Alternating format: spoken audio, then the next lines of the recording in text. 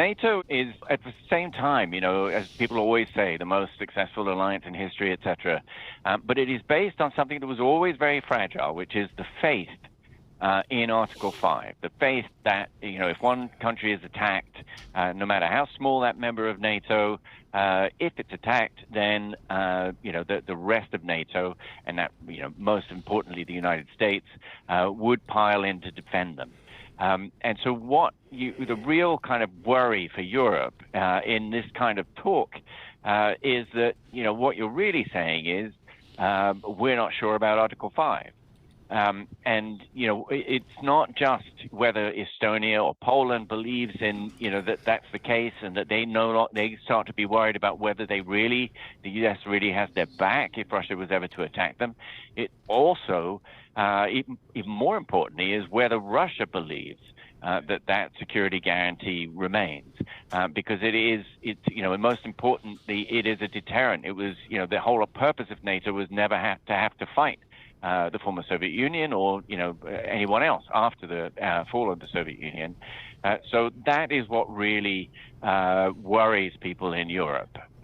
So, Marc, if that were to be the case, is there a belief within the European Union that the countries can in fact step up their defense spending and make up for some of the American support? Well, I mean, that is what they're talking about trying to do now.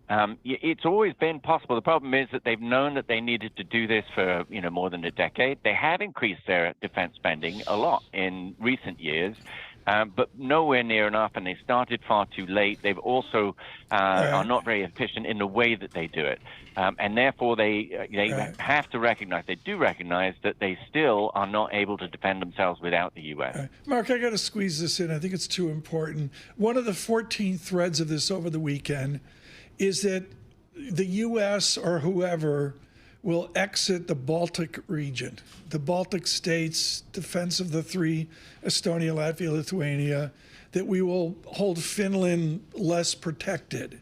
How will Mr. Putin respond to that? Is that like the gift of gods to the Tsar of Russia? Yes, in a word. It's slightly more complicated in that he's, I think, quite unlikely to go after Finland. Finland's actually quite well protected. It has more artillery pieces than Germany, France, and the UK combined, for example. Wow. And so, but yes, the Baltic states are another matter.